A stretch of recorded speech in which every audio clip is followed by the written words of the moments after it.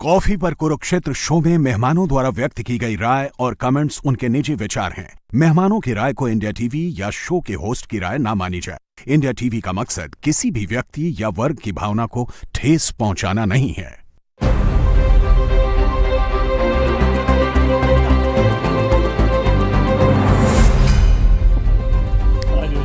नमस्कार, बहुत बहुत स्वागत है आप सभी का आपके प्रोग्राम कॉफी पर कुरुक्षेत्र में। मैं हूं सौरभ शर्मा, आपके साथ बातें खुलकर करते हैं, वो बताते हैं जो कोई और आपको नहीं बताता। प्रदीप सिंह जी प्रोग्राम में आ गए। सर नमस्कार, बहुत स्वागत है आपका। आलोक मेहता जी सर आ गए। सर बहुत स्वागत है आपका। और देवेंद्र पराशर जी हमारे इंडिया टीवी के पॉलिटिकल एडिटर हमारे साथ है। देवेंद्र आपका बहुत स्वागत है। जो सोचा ना था वो हुआ। पार्टियां टूटती हैं, बनती हैं, बिखरती हैं, सब होते हैं, देखा है हमने। लेकिन ऐसे जो आज हुआ है टीएमसी के साथ, ममता बनर्जी और अभिषेक बनर्जी के साथ, एक महीना पूरा आज हो रहा है। 4 मई को नतीजे, 3 जून को पार्टी गई टूट। बल्कि मैं आप खुद को करेक्ट करता हूं, ये पार्टी टूटी जो लोग कह रहे हैं गलत कह रहे हैं सर। ये पार्टी ममता जी की टूटी नहीं है, ममता जी के हाथ से पार्टी चली गई है। पार्टी गई है उनके हाथ से। पार्टी तो पूरी की पूरी चली गई, टूटी क्या? 80 में से 60 जहां, उसको आप टूट नहीं कह सकते। ममता बनर्जी के हाथ से पार्टी छूट गई, ऐसा कहना चाहिए। ऋतुव्रत बनर्जी उनकी नाक के नीचे से 80 में से 60 विधायक लेकर के चले गए।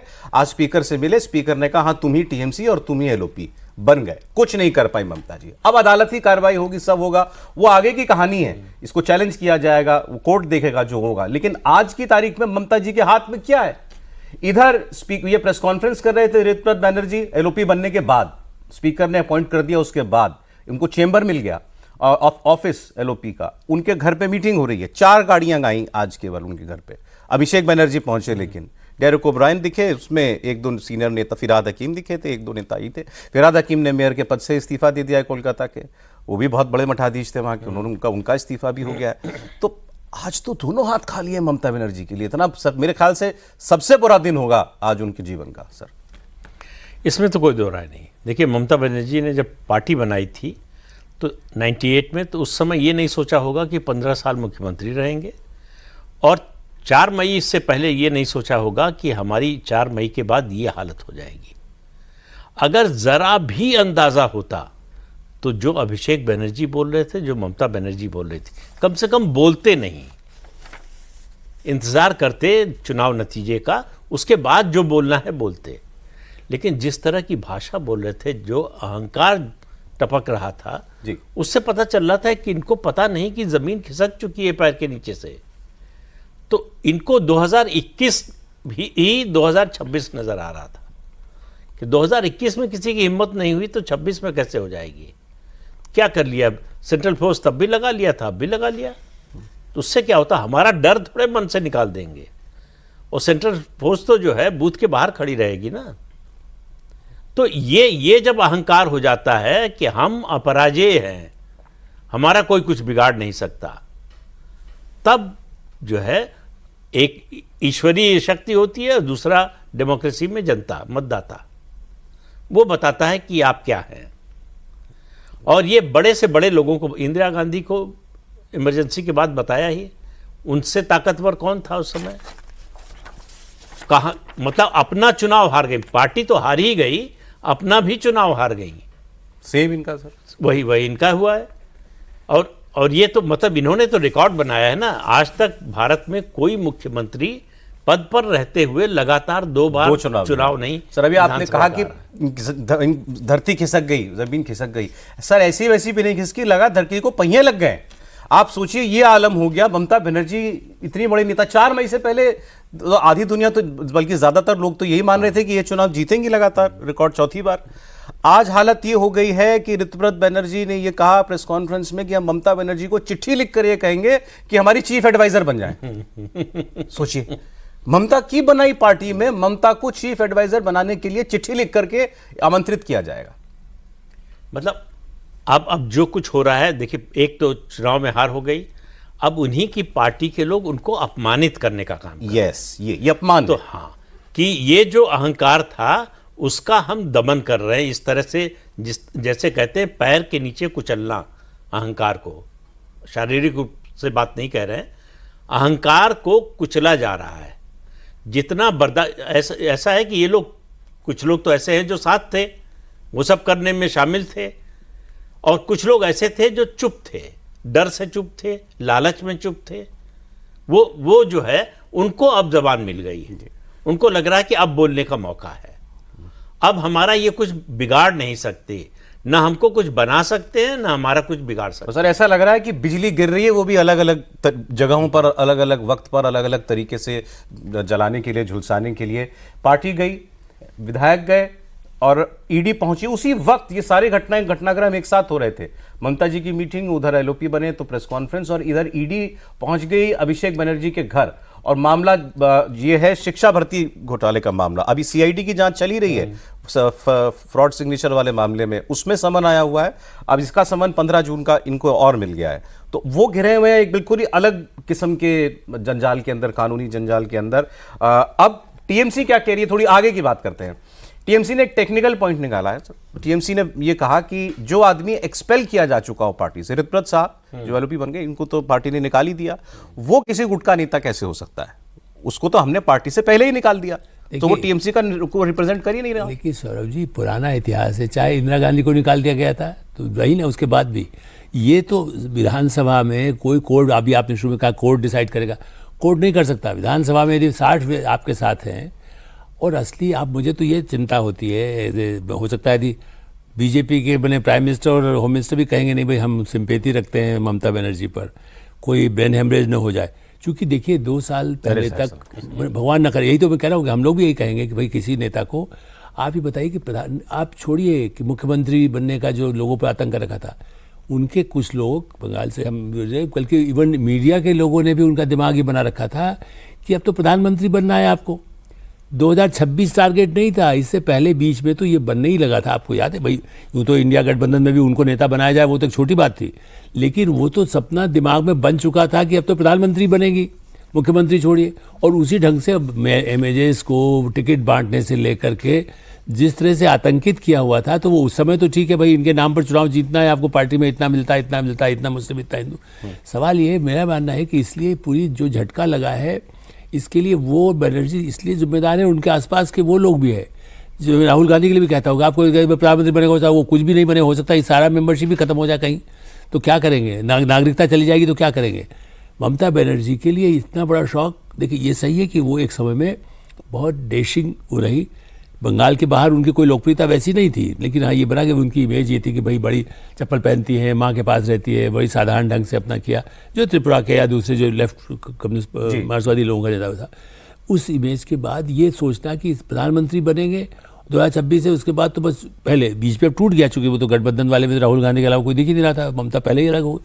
मुझे ऐसा लगता है कि इसलिए ये एक बहुत बड़ा, जो आपने कहा ना, इतिहास के भारत में कितनी पार्टियां टूटी, कांग्रेस कितनी बार टूटी है, जनता दल टूटा, जनता पार्टी टूटी शुरू में, इतनी दलों को तो हमने ही 50 साल में देखा है सामने। ऐसे कोई नहीं, ऐसी नहीं टूटी कि जिसमें सब कुछ पार्टी दूसरा लेके साथ में टोकरी लेके चला गया, आप बैठे हुए देख रहे हैं, और सर बड़े गुजर गया, गुबार देखते रहे, जो 60 लोग हैं, अभी पूरी लिस्ट नहीं आई है, 60 के 60 नाम तो नहीं आए, लेकिन जितने नाम आए, वैसे तो आज इनकी जो ये एडमिनिस्ट्रेटिव मीटिंग बुलाते हैं जिसमें सांसद, विधायक होते हैं और एडमिनिस्ट्रेशन के लोग होते हैं किसी कॉन्स्टिट्यूएंसी के, तो वो 3 जगहों की बुला रखी थी आज चीफ मिनिस्टर शुभेंदु अधिकारी ने, तो उसमें फिरहाद हकीम भी गए थे। लेकिन फिरहाद हकीम है इनकी तरफ, कब तक है ये तो नहीं कहा जा सकता, अभी तो वो ममता जी के साथ है। इनके अलावा कुछ एक नाम जो और आए हैं, जैसे ये अरूप रॉय, जावेद खान, मतलब जिनके बारे में कोई कुछ कह नहीं सकता था। अभी जावेद खान के बारे में तो मैंने सुना लोगों से, वो कह रहे थे कि अगर पार्टी में 1 2 3 4 गिनती करनी हो तो ममता बनर्जी, अभिषेक बनर्जी, फिरहाद हकीम और फिर ये जावेद खान होते, ये भी उधर चले गए। सो उनके मतलब पार्टी विधायक तो चलिए आप मर्जी से अपने किसी को बनाते हैं, ये तो पुराने साथी जो थे वो बुरा दौर देख के ममता बनर्जी का वो चले गए। लेकिन देवेंद्र जी ये तो बता दें पहले कि इसमें बीजेपी की इस ऑपरेशन में बीजेपी का कोई रोल नहीं है। हाँ, लेकिन सर जैसे पहले ममता बनर्जी के हिसाब से देखें तो स्वस्थ रहें, दीर्घायु रहें, और उसमें कोई वो नहीं है, और वो फाइटर हैं, मानसिक तौर पर आप देखें तो एकदम फाइटर हैं, और ऐसे क्राइसिस से निपटना उनको पहले से आता रहा है। इस बार केस बहुत डिफरेंट इस लिहाज से उनके लिए है कि जनाधार खो गया आपका। जनता की नज़र में जब आप गिर जाओ तो आपके पार्टी के नेता छोड़ के जा रहे हैं या क्या कुछ हो रहा है, इसमें बहुत फ़र्क नहीं पड़ता। जनता में क्रेडिबिलिटी का इस कदर लॉस कि आप अपने गढ़ में खुद अपना चुनाव भी हार जाओ और आपके पूरे तंत्र को लेकर जनता ने एकदम से नो कह दिया हो, तो सबसे बड़ी समस्या वहाँ है। और उम्र के इस पड़ाव पर उस तरह का संघर्ष, उस तरह का नैरेटिव अब ये उनके बस की बात नहीं 71 है। हाँ, और ये उनके बस की बात नहीं है कि नया नैरेटिव आप कुछ गढ़े, अब अपनी नई कोई पर्सनालिटी बनाए, नया अंदाज बनाए। जो अंदाज रहा है उसे बंगाल की जनता ने नकार दिया। अभिषेक बनर्जी एक नया अंदाज हो सकते थे, तो अभिषेक बनर्जी से जिस कदर नफरत है जनता को या पार्टी के भीतर पार्टी के नेताओं को, तो अभिषेक बनर्जी में तो कोई आप उम्मीद ही नहीं देख सकते। जो सांसद अभी टीएमसी में साथ हैं उनसे आप ऑफ रिकॉर्ड बातचीत कीजिए, फिर देखिए कैसे अभिषेक बनर्जी की धज्जियां उड़ाते हैं वो लोग। और ऐसा नहीं है कि चुनाव नतीजों के बाद, चुनाव नतीजों के काफ़ी पहले, जिसका आपने देखा भी होगा असर कि इलेक्शन के दरमियान टीएमसी के अधिकांश सांसद ऑलमोस्ट निष्क्रिय थे। उनके अगर आप सोशल मीडिया के हैंडल को भी अगर देख ले तो आपको समझ में नहीं आएगी कुछ बहुत सारी एक्टिविटी है या कुछ इस तरह की। अब सवाल यह है कि बीजेपी इसमें क्या करेगी। तो बीजेपी को ये सब कुछ जो हो रहा है, जैसे बीजेपी ने क्या किया इसमें अभी तक बीजेपी के करने के लिहाज से बहुत कुछ नहीं है। ठीक, बीजेपी को अगर करना क्यों पूछ रहा हूँ, सॉरी अब मैं क्यों पूछ रहा हूँ, कुणाल घोष जो है 2 बार प्रयास कर चुके थे कल और आज में कि स्पीकर को चिट्ठी दे दें अपनी। वो चिट्ठी पुरानी दे रहे थे जिसमें अभिषेक बनर्जी का सिग्नेचर है जिसमें, और कि साहब ये हम चाहते हैं इनको आप अपॉइंट कर दें एलओपी और विप वगैरह। उनकी चिट्ठी भी रिसीव नहीं हुई। और ये दोपहर में चिट्ठी दे क्या और 4 बजे एलओपी बन गए। इसको ऐसे समझिए कि एक चिट्ठी जा रही है वहां पर स्पीकर के पास, उस चिट्ठी में ऐसे विधायकों के सिग्नेचर थे, पहले वाली चिट्ठी की बात मैं कर रहा हूँ, जो कि विधायक उस बैठक में मौजूद ही नहीं थे। विधायक बैठक में मौजूद नहीं है और साइन करके आप दे रहे हैं। उसके बाद पुलिस को कंप्लेन किया गया, उसके बाद विधायक सामने आ गया कि ये तो फर्जीवाड़ा है। तो इस और बाद में आप कहिए कि हम एक दूसरी चिट्ठी लेकर आ जा रहे हैं। आप समझिए कि उसमें सीआईडी की जांच चल रही है, पुलिस में वो मामला गया है। तो वहाँ पर दिख रहा है ना स्पीकर को कि आप क्या कर रहे हैं। क्यों ये नौबत आ गई कि आपको फर्जी साइन कराना पड़ा। पहले जो लेटर दिया गया था ये नौबत ही क्यों आ रही है। तो उसमें तो स्पीकर को भी नजर आ रहा है कि आप कुछ का कुछ कर रहे हो। एक मामले की जांच ऑलरेडी हो रही है, फिर आप दोबारा लेकर आ गए। अगर आपका वो लेटर सही था तो फिर दोबारा चिट्ठी देने की जरूरत क्या थी। आज एक नई बात बोली इन्होंने, ऋतुव्रत साहब ने प्रेस कॉन्फ्रेंस में इन्होंने कहा कि वो चिट्ठी फर्जी थी और ये स्पीकर के ऊपर है और चाहें तो वो ऐसा कर सकते हैं कि ये इसकी जांच के बाद, सीआईडी की जांच के बाद लोकसभा स्पीकर को वो लिखें कि अभिषेक बनर्जी की सदस्यता जानी चाहिए। फर्जीवाड़े के मामले, तो उस तरह के गंभीर मामले के बाद स्पीकर के पास उतना विवेक का स्पेस तो बच ही जाता है। और ये जो हो रहा है सौरभ, इसमें ऑलरेडी ये है, नाराजगी है जनता के भीतर, आप खो चुके हैं सपोर्ट। और इन विधायकों को भी ये समझ में आ रहा है कि अब कम से कम ममता बनर्जी, अभिषेक बनर्जी से अपना पीछा आप नहीं छुड़ाएंगे तो बंगाल सरकार का को भाजन तो बनना ही पड़ेगा। जनता की नज़र में भी आपको समस्या प्रैक्टिकल बात पूछ रहा हूँ, इनको बीजेपी से कोई गाइडेंस तो मिल रही होगी बंगाल में, ऐसा तो नहीं होता। नहीं, उसमें तो कोई, जैसे ऋतुव्रत बनर्जी की आप बात कर लें तो शुभेंदु अधिकारी के साथ तो उनके तो ठीक ठाक इक्वेशन बताए जाते हैं। हालांकि उनके अपने प्रोफाइल की अगर बात कर लें तो पहले SFI में थे, स्टूडेंट पॉलिटिक्स से निकले हैं, फिर बुद्धदेव भट्टाचार्य की नज़र में आए, वहाँ से उन्होंने राज्यसभा बनाया, फिर जब दिल्ली आना शुरू हुआ तो सीताराम येचुरी के भी बहुत करीब आ गए। पर्सनल लाइफ के कुछ स्कैंडल हुए जिसके बाद वहाँ पर एक जांच कमेटी बनी लेफ्ट में, फिर इनको पार्टी से निकाला गया, राज्यसभा सदस्य बने रहे। फिर उसके बाद ये बाहर थे देश से।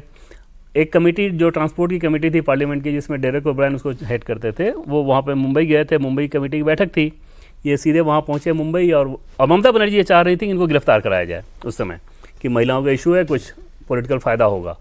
वहाँ उन्होंने डायरेक्ट से बात की और डायरेक्ट से बात करने के बाद उनको टीएमसी में लेने का रास्ता साफ हो गया। फिर ट्रेड यूनियन का काम दिया गया और अभिषेक बनर्जी उनसे काम लेने लगे क्योंकि अच्छे ओरेटर हैं, लोगों के बीच कनेक्ट सब ठीक ठाक है। इन परिस्थितियों में अगर आप देखें तो ये समझ में आ रहा था कि ऋतुव्रत बनर्जी ये चाहते हैं कि वो पाला बदलें। बीजेपी की तरफ से एकदम नो था कि अभी हमें ज़रूरत नहीं है। वहाँ पर तब तक वो फर्जीवाड़ा लेटर हुआ और इनको निलंबित किया गया। अब यहाँ पर सर अब एक चीज़ देखें कि पार्टी से निलंबन, पार्टी से एक्सपल्सन नहीं होता। अगर कोई विधायक निलंबित हो गया तब भी पार्टी के सारी चीज़ों पे उसका भी अगर इन सब चीज़ों उस पर लागू होता है, ठीक है ना, पार्टी के डायमीटर से आप बाहर नहीं जाते। तो ऋतुव्रत बनर्जी टेक्निकली भी पार्टी में ही है।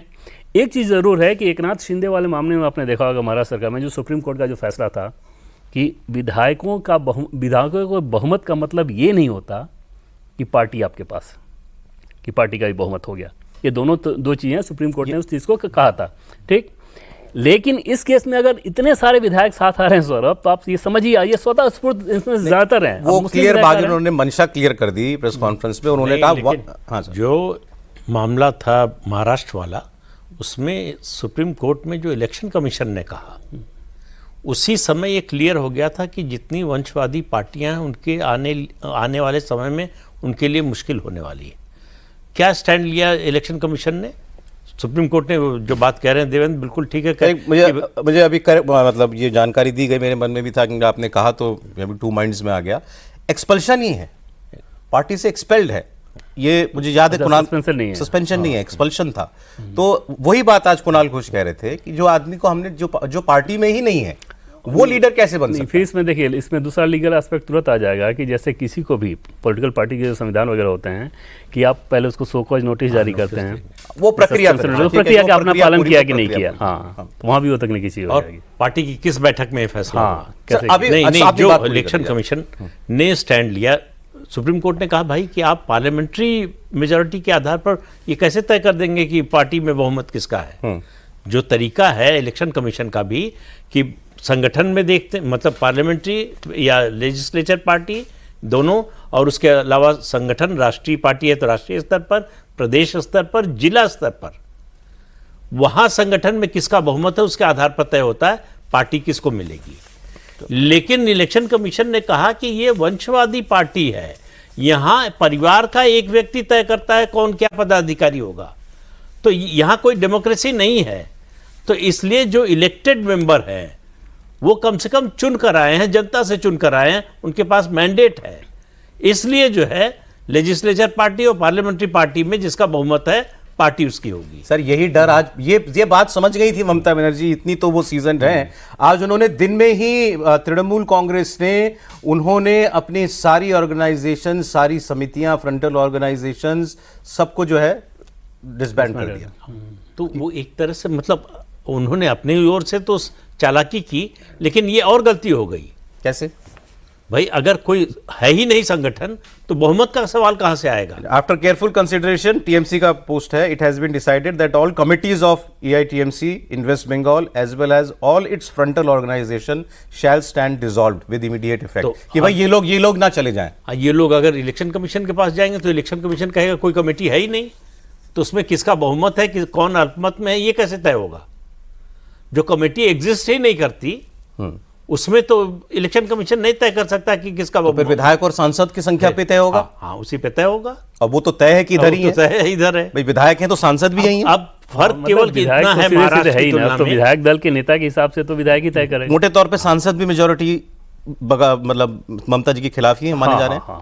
तो ये नहीं, फर्क इतना है महाराष्ट्र में, बंगाल में, कि अभी तक टीएमसी से कोई निकलकर क्लेम करने नहीं आया कि पार्टी हमारी सर है। बोल दिया ऋतुव्रत बनर्जी ने प्रेस कॉन्फ्रेंस में, one step at a time. सवाल पूछा गया था आप क्या पार्टी क्लेम कर रहे हैं, तो उन्होंने कहा अभी तो ममता जी हमारी लीडर हैं, लेकिन आगे one step at a time. ये आज की बात है, आगे क्या होगा मैं नहीं कह सकता। One step at a time का मतलब ये है कि अगला स्टेप ये है कि ये कहेंगे कि भाई ये पार्टी हमारी है।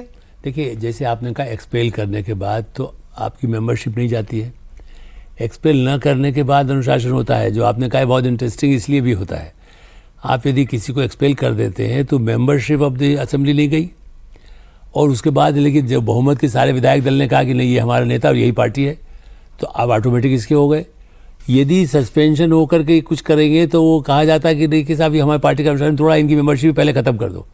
मेंबरशिप नहीं जाने से ये तो यही तो मैंने कहा कि वो तो एक तानाशाही, जब एक्सपेल्शन से मेंबरशिप नहीं जाती, चाहे वो पार्लियामेंट हो चाहे वो।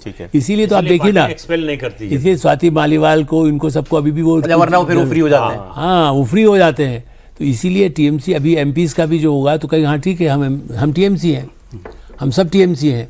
अब इसके बाद यही तो एक एडवांटेज होगा, बहुमत है नाम टीएमसी का, जहाँ होगा वोट नहीं डालेंगे ना। यदि अभी जब तक ये लीगली अदालत या इलेक्शन कमीशन नहीं करता, तब तक आप ऐसे स्टेप कर सकते हैं जो वो नहीं चाहती वो सब करते रहेंगे हम, जो हमें करना है, जो अभी पहले भी हम लोग एक आध बार डिस्कस कर चुके हैं। यदि जब भी आगे पार्लियामेंट में आएगा, ऐसे कहीं भी होगा, वैसे तो डिक्लेयर होने के बाद जैसे वहाँ पर हुआ महाराष्ट्र वाला वो उदाहरण है, लेकिन प्रक्रिया में यदि यहाँ जिस तरह की स्थिति है तो तत्काल भी मेरा ऐसा मानना है, और पहले के जो अनुभव जितने बताएंगे आपको, और डिसाइड स्पीकर करता है, उसमें कोर्ट भी नहीं कुछ कर सकता, गवर्नर भी नहीं कर सकता। इस वक्त for all practical purposes party का लीडर कौन है? बनर्जी हो गया, ऋतुव्रत बनर्जी हो गए, ये पार्टी के लीडर है, क्योंकि सबने विधायकों ने कर दिया। विधायक दल का मैं पार्टी का पूछ रहा हूँ, पार्टी का इस वक्त पार्टी का नेता कौन है? ममता बनर्जी। वो पार्टी संगठन इलेक्शन कमीशन में जब जाएंगे तब ये कहेंगे हमारे पास ये विधायक, हमारे पास इतने एमपीज, हमारे पास वर्कर, खत्म। जैसे जो वहाँ इलेक्शन पर कमीशन मार- में भी आपने देखा होगा महाराष्ट्र वाले केस में कि जैसे सुप्रीम कोर्ट ने तो बात कह दी कि विधायकों के बहुमत का मतलब ये नहीं होता कि दल पे भी आपका बहुमत है, लेकिन चुनाव आयोग ने तब भी शिवसेना दोनों को रखा। हाँ। ऐसा नहीं था कि नाम में। एक को दे दिया, हाँ नाम में। और हालांकि चुनाव आयोग ने उस बात को माना कि विधायकों की संख्या के आधार पर और सांसदों की संख्या के आधार पर तय NCP किया के साथ जाएगा। भी तो हुआ। इस केस में भी अगर आप देखें तो विधायक ही तय करेंगे ना कि विधायक दल का नेता चलिए, कौन होगा। अब अगर अब नेक्स्ट हाँ, लेकिन जो चीफ विप होता है वो पार्टी तय करती है। ठीक है, तो चीफ विप चीफ विप जो होता है वो पार्टी तय करती है, वो विधायक दल नहीं होता है। लेकिन यहाँ पर वो भी अपॉइंट हो गया यहाँ इनका। पे इन लोगों ने किया। हाँ, तो अब 60 विधायक दल होने के बाद स्वाभाविक तौर पे इन लोगों को ये क्लेम करना पड़ेगा कि टीएमसी हम ही हैं, तभी बात असली बनेगी। टीएमसी हम ही हैं। हाँ। ये आपने ये अच्छा टेक्निकल पॉइंट। बिल्कुल। नहीं, विप पार्टी अपॉइंट ये अगर और पार्टी के अध्यक्ष ममता जी हैं और जनरल सेक्रेटरी अभिषेक बनर्जी हैं। अगर ये क्लेम नहीं जो बड़ी करेंगे बॉडी है कि हम टीएमसी हैं तो मेंबरशिप चली जाएगी। इन सब की हाँ, हाँ, क्योंकि एंटी डिफेक्शन लॉ नहीं है, अब तो 10th शेड्यूल है, उसमें सीधा सीधा प्रोविजन है कि 2/3 लोग किसी पार्टी में मर्ज हो सकते हैं, वो अलग गुट नहीं बना सकते, अलग पार्टी नहीं बना सकते। जो पहले था 85 का एक्ट जो है, जिसमें 1/3 निकलकर अपना गुट या अपनी पार्टी बना सकते थे। अब यह है कि 2/3 सदस्य किसी पार्टी से निकलकर दूसरी पार्टी में अपना विलय कर सकते हैं। नहीं, सेपरेट ग्रुप नहीं बन ना बिल्कुल नहीं बन सकता, मेंबरशिप चली जाएगी। Okay. उसका प्रोविजन ही नहीं है। तो इसलिए दो ही ऑप्शन है, या तो नई पार्टी बनाए ना, नई नई पार्टी पार्टी भी नहीं, क्लेम करें कि हम ही ओरिजिनल पार्टी हैं, ओके, या मर्ज या मर्जर कर रहे हैं। भाई एनसीपी तो और फिर शिवसेना का भी तो क्या है, आप वहीं देखिए ना, एनसीपी शरद पवार, एनसीपी शिंदे। नहीं, ठीक है, वो उन्होंने तो पार्टी क्लेम कर ली, अजीत पवार ने और तो एकनाथ ये शिंदे ने बाद में पार्टी claim अगली कर ली। प्रक्रिया तो यही होगी ना। So, इनके केस में they will have to claim the party. Yes, आप ये हाँ, कह रहे हैं, करना ही पड़ेगा। आफ्टरवर्ड्स। अगर मेंबरशिप बचानी है तो पार्टी क्लेम करना पड़ेगा कि हम पार्टी हैं। वो करेंगे ही सौरभ, उनकी लाइन भी आप वो देखिए ना, तैयारी वही बीजेपी है। को 1 इंच जमीन नहीं देंगे। तो बोला इस बीजेपी लाइन का को 1 मतलब इंच क्या जमीन। है कि वो असली टीएमसी बस। हम ही हैं और आपको दिखाना होगा। और टॉप बॉडी में इनके लगभग 28 लोग होते हैं टीएमसी के, 6 बड़े नेता, इसके अलावा 22 की एक वर्किंग ग्रुप होता है। मतलब उन 28 में भी अगर आज देखें तो ममता बनर्जी, अभिषेक बनर्जी के साथ बहुमत नहीं है वहाँ पे। अच्छा, वो स्टॉप उनमें भी नहीं है। हाँ, डिसाइडिंग body, ग्रुप वो भी हाँ। बड़ा डिसाइसिव होगा। तो उसमें भी नहीं है। अच्छा, ठीक है, तो अब इसका अगला कदम यह है कि ममता जी को अध्यक्ष पद से भी हटाएंगे, यही मतलब हुआ ना। वो अपना बनी रहे, ये तो कोशिश घोषित ये कर देना जरूर है। होगा सेंटिमेंट के लिहाज से, जो लाइन समझ में आ रही है बातचीत करके, कि ममता बनर्जी पे ये बहुत आक्रामक दिखें, उन पे हमला करें, उनको अपमानित करें, ऐसा बिल्कुल नहीं होगा। उनके प्रति पूरी सिंपैथी जताते हुए, जैसे बाला साहब के केस में आपने देखा ना, महाराष्ट्र में बाला साहब को लेके, वो करते रहिए। और बाकी उद्धव को वहां पे निपटाया गया, यहाँ अभिषेक बनर्जी। ममता बनर्जी का अगला कदम क्या हो सकता है? सबसे पहले तो कोर्ट में चाहेंगे कि कोर्ट में, मतलब ऑलरेडी अभिषेक जा ही चुके हैं कोर्ट में इसको चैलेंज करवाएंगे कि ये चीज़ ना हो। क्योंकि अगर विधायक LOP हो गया ऋतुव्रत बनर्जी, तो फिर तो पार्टी आपके हाथ से निकलेगी। और बंगाल जैसे कल्चर में खासतौर पे कई सारे विधायक, जैसे मुस्लिम विधायक भी सौरभ शिफ्ट हो रहे हैं, तो उनको तो पता है ना कि हमारी कंस्टिट्यूंसी कैसी है। फिर भी शिफ्ट इस लिहाज से होना पड़ रहा है कि उनको भी 5 साल सुकून से रहना है। जो कर्म उन लोगों ने किए हैं, उन कर्मों का हिसाब मांगा जाएगा। तो आप अगर ये दिखा दोगे कि हम ममता के साथ नहीं, अभिषेक के साथ नहीं, तो हो सकता है कि आपके कर्मों की लिस्ट में थोड़ी नरमी बढ़ दी जाए। वो उम्मीद हड़बड़ी करेंगे नहीं कल ही- करती। सॉरी, एक लाइन का, यदि ममता बनर्जी और अभिषेक इतनी जल्दी हारने के बाद भी जितना ज़्यादा नहीं करते, मान लो वो 6 महीने तक चुप रह के, जैसे कहते हैं ना, आप बैठ गए, मैं हारने के बाद मैं बिल्कुल किससे नहीं, जो इंदिरा गांधी ने किया, तो आदमी की सिंपैथी के साथ फिर उभर करके आ जाते। उनका तो ये है कि वो अहंकार से उसके हारने के बाद भी उससे नहीं निकल पाए ना। और अभिषेक बनर्जी और उसमें उनके साथ हैं ही इस तरह के। पहले मैं इसलिए तुलना कर रहा हूँ कि वो तो बहुत स्टालवर्स थी, इंदिरा गांधी के पूरी भूमिका थी, प्राइम मिनिस्टर थी। ये तो अगले दिन इनको लगा कि नहीं, मैं तो अभी भी वो हूँ। तो अब मतलब अब हमें इस बात को तय माने कि सुप्रीम कोर्ट में मामला जाएगा, सुप्रीम कोर्ट में ही जाएगा। अल्टीमेटली जाएगा। वैसे तो इनके पास भी वकील हैं और अभिषेक इलेक्शन नहीं कमीशन। लड़ेंगे, अभिषेक मनु सिंह ही लड़ेंगे अभिषेक मनु सिंह अभिषेक ही भी। लड़ेंगे, हाँ, और क्या। देश में हो किसी भी पार्टी का मामला, लड़ेंगे अभिषेक मनु सिंह। फर्क ये होगा कि इस बार पश्चिम बंगाल की सरकार पैसा नहीं देगी। और प्रो कपिल बोनो लड़ सिब्बल लेते भी। हैं। और अभी उनको राज्यसभा भी उस रूप में चाहिए नहीं, अभी हाँ, है, भी चाहिए, है, अभी तो रिक्वायरमेंट तेलंगाना है से नहीं, हुए हैं। तो फी थोड़ा महंगा देना होगा। और कपिल सिब्बल भी होंगे, लेकिन साथ में दोनों असिस्टेंट। हाँ, तो एक तो ये काम जो है उन्होंने वो तो घोषणा कर दी, अब आप- इजाजत खत्म हो अब गया। आपने इंदिरा गांधी से तुलना की थी, यहाँ इस पिट से जहाँ पहुंच गई ममता बनर्जी, खड़ी हो सकती है इंदिरा गांधी की तरह? नहीं, नहीं हो सकती। नहीं, बिल्कुल नहीं हो सकती। क्यों? क्योंकि देखिए, इंदिरा गांधी से ममता बनर्जी की तुलना नहीं हो सकती। एक तो लिगेसी, जो फैमिली लिगेसी थी, कांग्रेस की जो लेगेसी थी, आज़ादी के आंदोलन से जुड़ी हुई पार्टी का जो ऑरा था, वो सब खत्म नहीं हुआ था। उसको नुकसान पहुंचा था, चोट पहुंची थी, वो सब हुआ था। इसके बावजूद कांग्रेस का आधार जो है, अब दक्षिण भारत में तो जीती ही थी कांग्रेस, इमरजेंसी के बावजूद जीती थी। सबसे ज़्यादा नुकसान तो उत्तर भारत में हुआ, फिर पश्चिम भारत में हुआ। तो और उसके अलावा सबसे बड़ी बात होती है एक उम्र की और दूसरा नैरेटिव की। मुद्दा तो होना चाहिए। इंदिरा गांधी ने क्या मुद्दा चुना? बेलछी में दलितों का नरसंहार हो गया, जाने का फैसला किया, पहुंचने का रास्ता नहीं था, न पैदल जा सकते थे, न गाड़ी से, हाथी पर बैठकर गई, पूरी दुनिया में फोटो छपी। वहां से नैरेटिव जो है बना उनका। ममता बनर्जी के पास ऐसा कुछ है नहीं जिसको वो आधार बना सके। और जितना कुछ किया अभी तो जो किया है वो सब सामने नहीं आ रहा है, बहुत जो आया है बहुत कम है।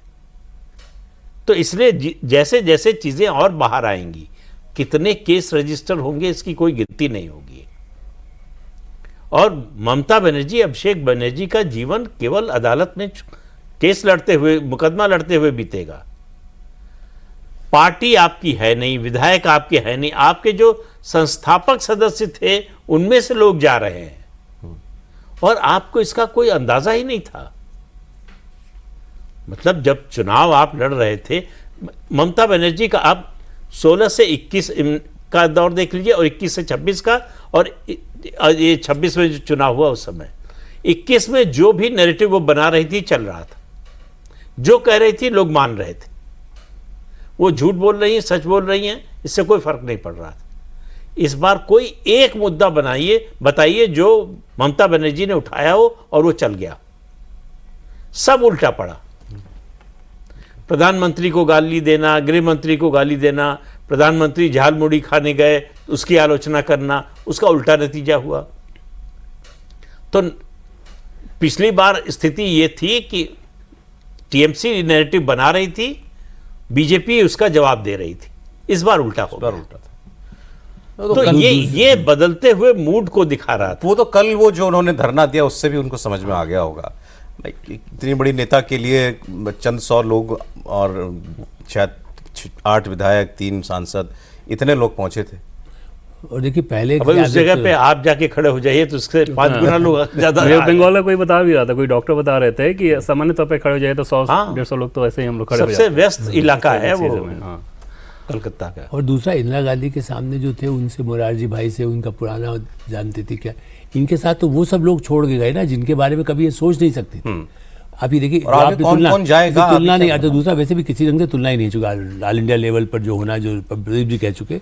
लेकिन आप देखिए कि और दूसरे लोगों से उनका विरोध तो 67 से बनने से लेकर के नेहरू के एरा से भी कई चीज़ों में विरोध, लाल बहादुर शास्त्री तक कुछ चीज़ों से उनसे असहमत रहते थे या कुछ चीज़ों से नापसंद करते थे। आप ये देखिए ना, इनका तो ये कि इनको तो लगता था कि सब कुछ मैं तो बीजेपी के साथ भी एक्सेप्टेबल हो गई थी वाजपेयी से, मैं तो इनसे भी हो सकती हूँ, मैं ये हो सकती हूँ।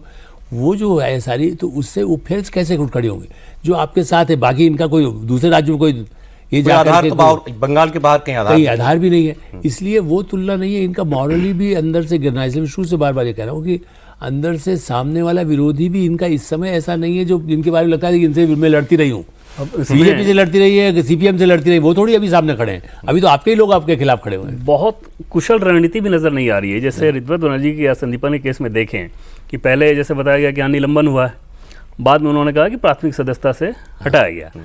तो पार्टी के संविधान के हिसाब से, आमतौर पर राजनीतिक पार्टी की अगर बात कर लें तो उसमें एक रहता है कि किस आधार पे आप निष्कासन कर सकते हैं, कब निलंबन। और प्राकृतिक न्याय का सिद्धांत दिया गया जी, और उससे भी ज्यादा प्राकृतिक न्याय का सिद्धांत तो कोर्ट में हमेशा रहता है कि भाई नेचुरल जस्टिस फॉलो हुआ है कि नहीं। तो रितवत बनर्जी तो सीधे उस आधार पर चैलेंज कर देंगे और उस कंडीशन में दिखेगा कि उनका कौन सा ऐसा कदाचार आपको समझ में आया जिसके चलते आपने निष्कासन। अब ये जो नई टीएमसी अगर अभी हम कह सकते हैं, या ये ग्रुप जो है, इसका और बीजेपी का रिश्ता कैसा दिखेगा हमें? निश्चित तौर पे अच्छा नहीं दिखेगा। जो आपको दिखेगा उसमें ये वो बिल्कुल अच्छा नहीं रहेगा, क्योंकि ये दोनों को सूट नहीं करेगा। भाषणबाजी, एक दूसरे के खिलाफ आक्रामकता रहेगी, भाषणबाजी रहेगी। लेकिन कहीं से भी ये भी नहीं होगा कि बंगाल का मौजूदा सिस्टम रितवत बनर्जी को कोई नेता बना दे। अच्छा, ठीक है ना, थोड़े दिन बाद बिल्कुल चाहेगा भी देखेंगे, नहीं एकदम बने। दूर दूर तक वो कोशिश नहीं होगी और उसको रोका जाएगा। वो धीरे धीरे आपको मतलब अल्टीमेटली बीजेपी को सूट यही करेगा कि टीएमसी एक उसी रूप में रह जाए जिस प्रकार से आज वहाँ पे कांग्रेस है, जैसे सीपीएम है वैसे टीएमसी हो, ताकि जो माइनॉरिटी वोट्स हैं उनमें डिवीजन हो सके। और माइनॉरिटी वोट और मेजॉरिटी वोट का क्या फ़र्क होता है, बंगाल जब एक बार ये स्वाद ले चुका है, और बीजेपी नेताओं का सिर्फ ये मानना है कि 2 प्रमुख मामले ऐसे थे जिसके चलते ये जीत हुई, उनमें से एक बांग्लादेश की जो घटना हुई है वो है। तो उस लाइन के बाद आप समझ सकते हैं कि पार्टी एक ऐसी कोशिश रहेगी। तो अल्टीमेटली टीएमसी को उसी लाइन पे जाना है जिस पे लेफ्ट है आज। तो मतलब इनका भी जो है डेज ऑफ ग्लोरी मतलब गिने जो नहीं है, बहुत लंबा नहीं है ऋतुपत का। हाँ हाँ, ये एक स्टॉप गैप अरेंजमेंट है, इससे ज़्यादा कुछ नहीं है कि कोई नया कोई नई तस्वीर, कोई नई शक्ल अख्तियार करे या पार्टी। उससे पहले ये जो है मतलब खड़ाऊँ रख के चलाने वाले समझ लीजिए उस रूप में है। वो कोई नेता हैं या नेता बन जाएंगे या जो लोगों ने चुना है वही नेता इनको मानकर चलेंगे, वो भी नहीं होने वाला। इस पूरे प्रकरण का नेशनल लेवल पर, क्योंकि इंडिया मतलब राहुल गांधी और लोग तमाम लोग अब बोलना शुरू कर चुके होंगे, बोल ही रहे हैं वो तो कल से, इसके बाद और ज़्यादा होगा। अब सुप्रीम कोर्ट में मामला जाएगा तो कुछ और हेडलाइंस बनेंगी। इसका नैरेटिव के तौर पर बीजेपी के लिए कैसा दिखाई देता है? भाई नैरेटिव के तौर पर यह है कि कम से कम नैरेटिव बनाने के लिए आप मोदी का चैलेंजर राहुल गांधी को बताते थे, ममता बनर्जी को बताते थे, MK स्टालिन को बताते थे, और उसके अलावा कुछ लोग जो है अखिलेश यादव को भी बताते हैं। तो 3 तो अभी एकदम साफ हो चुके, चौथा होने वाला है। तो कोई चैलेंजर ही नहीं है। आप बिल्कुल बेकरार बैठे। नहीं, हम बिल्कुल निश्चिंत बैठे, बेकरार नहीं, निश्चिंत बैठे कि ये होना ही है। उसमें हमको कोई शंका नहीं है कि इससे अलग भी कुछ हो सकता है, उसकी कोई संभावना भी नहीं दिखती। हर मंगलवार प्रसाद बांट रहे हैं सर वो हर मंगलवार बांटे, चाहे 7 दिन बांटे। ममता बनर्जी ने भी जगन्नाथ मंदिर बनवाया था ना, पुजारियों को तनख्वाह देना शुरू किया था कि नहीं? दुर्गा पूजा पंडाल के लिए पैसा देना शुरू किया था। क्या हुआ नतीजा? जितना हिंदू वोट बीजेपी को मिलता था उससे ज्यादा मिला। अब बंगाल से फुर्सत मिले तो सर आपके साथ यूपी डिस्कस करें ना, तो बंगाल हेडलाइन ही नहीं छोड़ रहा है। तो समय इतना ही था। बहुत शुक्रिया प्रदीप जी आपका, आलोक जी धन्यवाद आपका, देवेंद्र शुक्रिया आपका।